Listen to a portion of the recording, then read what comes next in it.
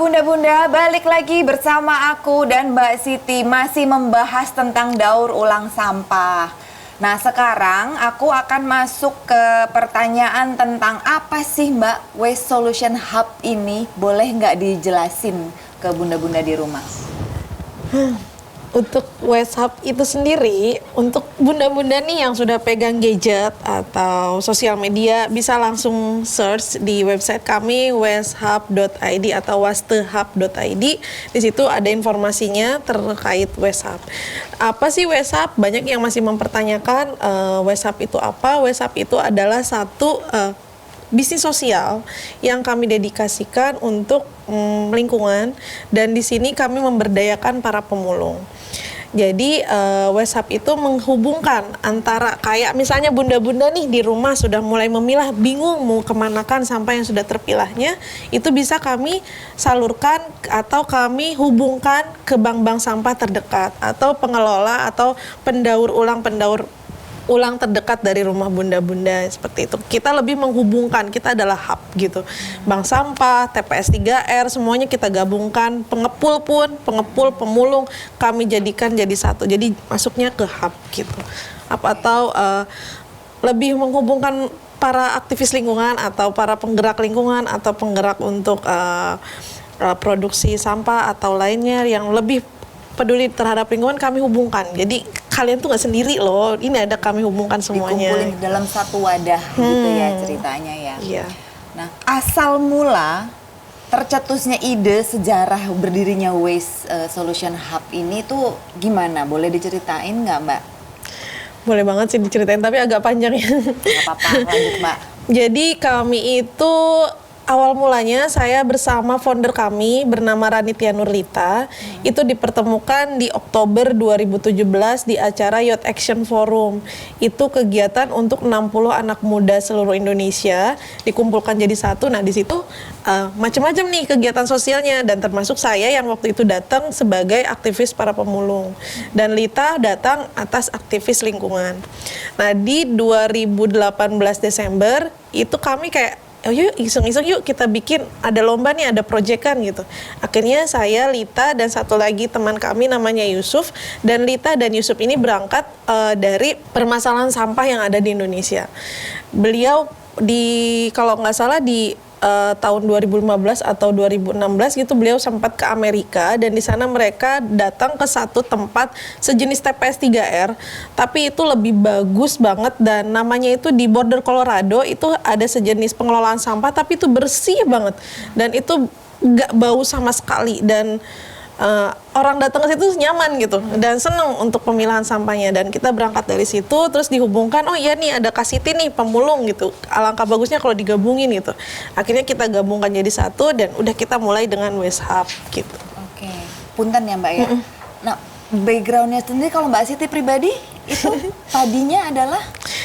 Saya sendiri itu backgroundnya kesehatan sebenarnya, malah kesehatan pendengaran malah. Berbanding balik tuh. Dan sekarang kesehatan masyarakat gitu. Kalau untuk Lita sendiri itu perikanan. Oh jadi ini anak-anak muda ini yang terkumpul dalam wadah ini backgroundnya tuh beda-beda. Nah terus kenapa pengelolaan sampah ini jadi fokusnya Mbak Siti dan teman-temannya Mbak Siti? Karena masalah sampah itu kan nggak akan pernah habis ya. Sama kalau kita makan, makanan itu kan nggak akan pernah habis. Kita pasti butuh terus. Dan ya apa yang kita makan pasti akan kita keluarkan, dan itu akan menjadi sampah. Dan kita paham kalau untuk permasalahan sampah itu nggak akan bisa diselesaikan sama satu kelompok atau satu orang. Kita harus bersama-sama, dan semuanya emang harus bergerak untuk itu. Jadi Waste Hub itu pingin aja jadi bagian dari penggerak untuk perubahan itu. Mudah-mudahan komunitasnya Mbak Siti bisa jadi solusi menghilangkan banjir di Jakarta. Amin. Amin. Walaupun agak berat ya. Ya siapa tahu Mbak, dari yang kecil dulu nanti jadi besar ya. Amin. Nah terus jenis layanan apa aja sih Mbak yang ada di Waste Hub ini? Jenis layanan yang ada di Waste Hub itu ada, nextnya mohon doanya dari semua bunda-bunda yang ada di seluruh Indonesia. Nextnya insya Allah Waste Hub akan merintis atau membuat satu apps namanya Waste Hub. apps. Kami masih menggalang dana sih dari situ, sama si ikut kompetisi-kompetisi untuk ngumpulin support untuk apps tersebut. Di apps itu nanti ada konsul, jadi lebih kita konsultan apa sih, gimana untuk sampah gitu, gimana caranya pengolahan sampah di rumah dan lain sebagainya. Terus kami pun ada jasa servis. Kita terakhir memberikan jasa servis itu di acara Halal Expo Festival di 2019 kalau tidak salah, di ASBSD. Itu kami mengelola sampah, itu kami mereduce sampah hampir 6 ton dan kami tidak sumbangkan ke TPA. Jadi 3 hari itu 6 ton sampah yang kami hasilkan dari Halal Expo Festival. Dan kalau tidak salah 3 tonnya itu isinya sampah organik.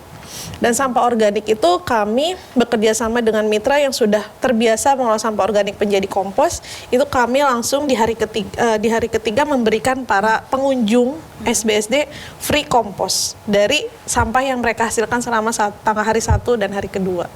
Seperti itu. Terus untuk sampah anorganiknya itu kami jual ke bank sampah. Dijualnya itu kan nanti nextnya sama mereka pun akan disalurkan kembali ke pabrik-pabrik untuk membuat bahan biji plastik lagi atau lain sebagainya. Gitu. Dan servis biasanya tuh sebelum pandemi nih kita biasanya ngelola sampah event. Jadi banyak event-event yang minta ayo ke WhatsApp bantu kita untuk pengelolaan sampah eventnya gitu. Dari mulai sistem tempat drop sampahnya, di situ kami sediakan para relawan untuk memberikan edukasi terkait lingkungan. Terus dari awal sampai akhir itu kita jelas kemana sampahnya gitu. Terus kami pun bekerja sama dengan beberapa daerah-daerah pariwisata untuk memberikan edukasi juga terkait permasalahan sampah di pariwisata. Masih banyak lainnya sih kalau untuk jasa servis. Terus kami pun banyak servis, tadi kan sudah konsultan, jadi kalau misalnya ada butuh konsul segala macam itu bisa. Kalau untuk servis itu ke event, kemudian untuk komplek-komplek, kadang kan komplek-komplek nih sekarang lagi ngehits nih, lagi banyak di rumah, jadi mereka biasanya bingung nih untuk pemilahannya gimana, menyetorkan kemana, terus biasanya uangnya mereka minta kembali ke mereka. Itu nanti mereka bisa kelola untuk kegiatan di daerahnya, kemudian dari kegiatan masjid juga untuk sedekah di masjid, kemudian di apartemen-apartemen, hotel, banyak untuk minta kita untuk servis untuk pengelolaan sampahnya seperti itu. Terus di sini pun kami ada pemberdayaan untuk para pemulung. Di situ kami memberikan training untuk para pemulung, memberikan pendidikan para pemulung dan lain sebagainya. Lebih ke sosial sebenarnya. Kemudian kami ada produk. Di situ produk kami memberikan akses untuk para penggerak daur ulang atau penggerak untuk para aktivis lingkungan yang hobi bikin kerajinan-kerajinan. Nah, kami membantu untuk mempromosikan itu kayak gitu sih Mbak. Mempromosikan atau membantu menjualkan lah intinya. Menjualkan dari hasil sampah yang sudah didaur ulang ini mereka bikin jadi kerajinan. Habis itu produk hasil buatan mereka ini dipasarkan lagi oleh WhatsApp. Dibantu sebenarnya. Karena kan kadang yang bikin seperti itu kebanyakan dari ibu-ibu rumah tangga nih yang masih kecil-kecil bingung mau dikemanain, punya banyak gitu. Diberikan ke WhatsApp kayak gitu. Minta bantu promosi segala macamnya gitu. Nah. Ternyata ini pengetahuan baru sih buat saya juga ya Mbak ya. Baru dengar gitu saya juga. Nah kalau dipraktekkan sendiri secara mandiri sama bunda-bunda di rumah itu mungkin apa enggak sih Mbak Siti? Kalau untuk dipraktekkan itu mendingan sekarang bunda-bunda belajar untuk memilah sampah. Dan sekarang itu di Indonesia itu lagi ada program pilah sampah dari rumah.